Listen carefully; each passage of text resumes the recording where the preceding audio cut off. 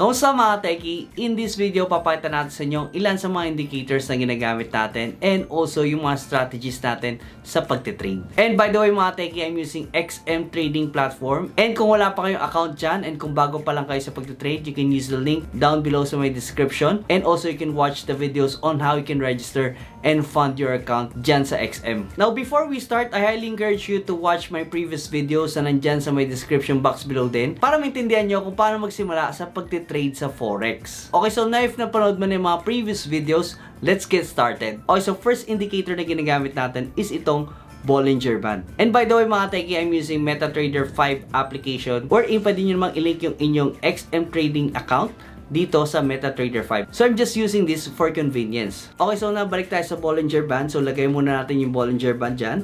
So click natin tong F na icon sa taas. Ayan, so click lang natin tong plus icon sa tabi ng main window. And then Bollinger Bands. Ayan, so makita nyo trend, Bollinger Band. So click nyo lang yan. And pwede nyo nang wag galawin or leave nyo na lang as default itong mga nakalagay sa properties. Pwede nyo lang rin baguhin yung style. So in our case, pwede na rin itong blue na to. So, click lang natin itong done. And yan nga, makita nyo, may mga lumabas na nga na linya dyan. And wag nga po kayo malito, lalo na kung baguhan kayo. So, it's just a moving average wherein ina-average na lang yung price. Itong Bollinger Bands, merong upper and lower bands. So, itong mga upper and lower bands, ito yung mga tinitingnan natin wherein kapag tumama doon yung mga prices, pwede tayo mag-enter ng mga trades. Like for example, ito nakikita natin dito. Price na to na nasa left natin, tumama yung price sa upper band and it triggers a reversal. So, pumunta nga po siya sa pinakababa and tumama nga po siya ulit sa band and also tumama nga po siya, nag-trigger yung reversal, pumunta nga po siya sa taas, so on. So yan nga po, bumaba nga po siya nung tumama siya sa upper band and the same thing happens dito sa baba wherein nag-trigger nga po yung reversal, packet yung price. And yung mga walang solid color, yan yung mga parang linya lang ng mga kandila na yan. So kapag yung mga yan tumama sa upper band or sa lower band, the longer it is, yung mga wicks na yan kung tawagin, the stronger the reversal is. So kung makita nyo, meron din siya dito. Yan yung kandila na yan. Yan. So, meron din siyang buntot and tumama nga siya sa lower band. And that's just one way to look at it. Sa lower or sa upper band, pero hindi nag-trigger yung mga reversal. So, dito mga techie, tulad nga na sinabi ko sa previous videos natin,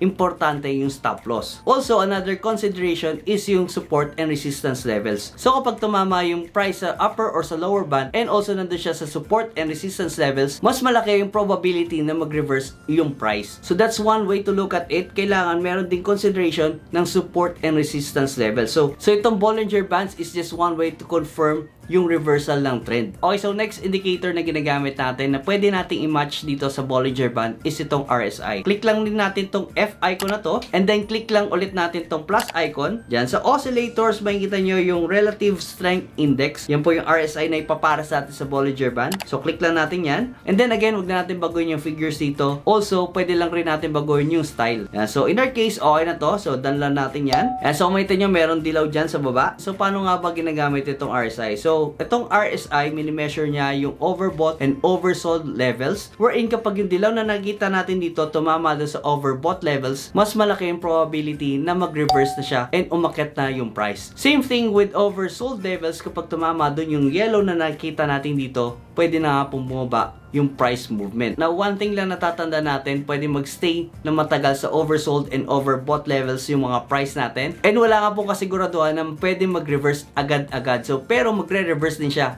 eventually. Okay, so mga techie, good example nito is itong price movement dito wherein gumamit tayo ng Bollinger Bands and Relative Strength Index or yung RSI. Okay, so dito kung makita nyo, yung price tumama siya sa lower band and also meron siya mahabang buntot dyan, which is yung sinabi nga natin kanina, the longer yung buntot, the more likely or the higher the possibility or probability na mas malakas yung trend reversal. Also dito sa RSI oscillator natin, na yung yellow line is below the oversold levels which is 30. Ayan, so kung makita nyo, talagang bumagsak siya and yun nga po yung nag-trigger ng trade natin dito for a buy positions. Ayan, so umakyat nga po yung price niyan papunta doon sa taas. Also, another good example is itong price movement natin dito wherein yung price the same time tumama sa oversold levels itong RSI natin and yun nga po, tumaas nga po yung price natin papunta doon. And yun nga po yung nag-trigger ng reversal and tumaas nga po yung price nitong pair na to. And also at the same time, tumama nga po sa overbought levels itong RSI natin. Okay, so another good use itong RSI. Okay, so another use itong RSI and you can use this into consideration when entering trades is itong divergence na tinatawag. So So ito kung makita nyo, yung price movement is pataas siya. Yan. So kung makita nyo, pataas yung price na yan. Itong RSI is pababa. So kung makita nyo, pababa siya slight. Ito, pataas is slight. So it's another consideration when entering trades. So that means, ibig sabihin yan, pataas yung price movement pero yung strength niya pababa. So ibig sabihin, it's likely to go down soon. Ayan. So hindi nga tayo nagkamali, nag-go down nga siya. Pababa siya, pero dito pataas. So ibig sabihin, lumalakas yung pwersa niya and marami nga pong bumibili dun sa baba. Also kung makita nyo, tumama nga po yung price niya sa Bollinger Band sa baba. Also mga techie, there's no 100%